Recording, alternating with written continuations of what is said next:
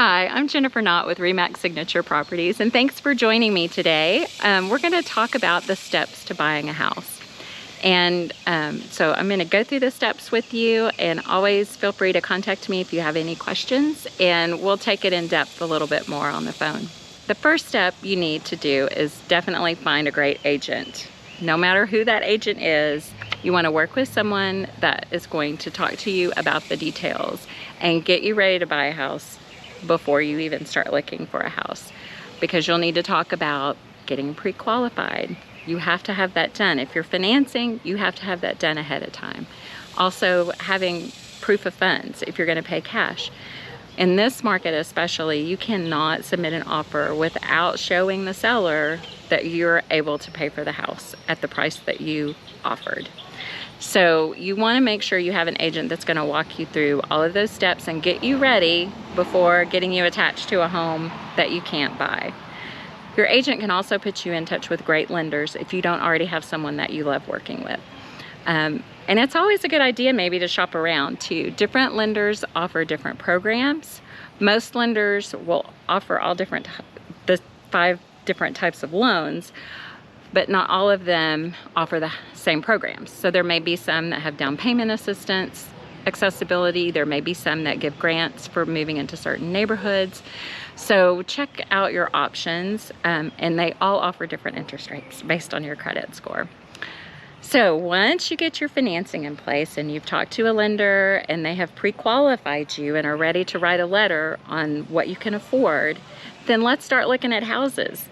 Make your list of things that you really have to have. Like you have to have 3 bedrooms, and you have to have 2 baths, and you have to have this neighborhood. And then make a list of all the things you want. You want a swimming pool, you want a 2-car garage, you want to shop in the back, whatever it is, you need a fenced yard, anything that would be extras. Make sure you have that list ready too, because maybe we're going to find the house that has everything that you want. And then maybe we'll find a house that's almost everything that you want that you can add to later and get it the way you want it. So after you find your perfect house, then we put an offer in. And that offer needs to be structured in your best interest in 2 different directions. First of all, you want it to get accepted. You want to buy the house. So you want to structure the best offer that you possibly can make to the seller that's going to make you shine out above the other offers. Currently, we're in a very hot seller's market where every property has multiple offers. So you want to make sure yours rises to the top. But you also want it to be an offer that you can afford to make and that is also in your best interest.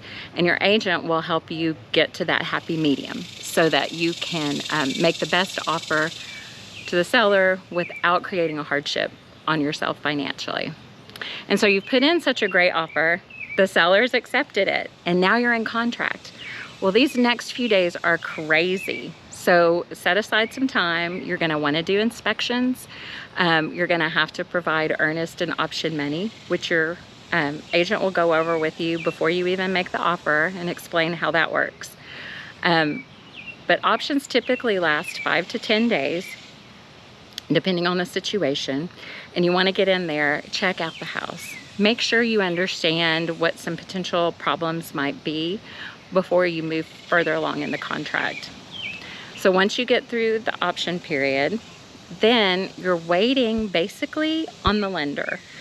We have to get an appraisal on the house to make sure that it appraises for enough money so that the lender will lend you enough money, and you don't have to come up with a bunch of cash out of pocket.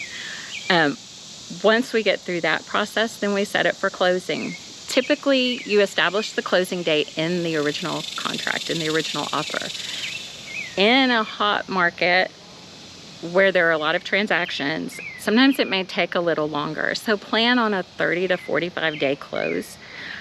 Some instances you may have to wait 60 days, depending on extreme factors, but 45 should be your outside date at this time. And then we set it for closing and we close and the house is yours. And 9 times out of 10, you'll be able to get your keys at closing. But if you can't, it's because you've already given the sellers a lease back. So you know that you don't have access to the house until the lease back is over. But then the house is yours and you get to move in. Congratulations on your new home. Anyway, this is Jennifer Knott with RE/MAX Signature Properties. Thanks for hanging out with me today. Check out my other real estate videos on my YouTube channel, and always feel free to reach out to me if you have any questions. Thanks.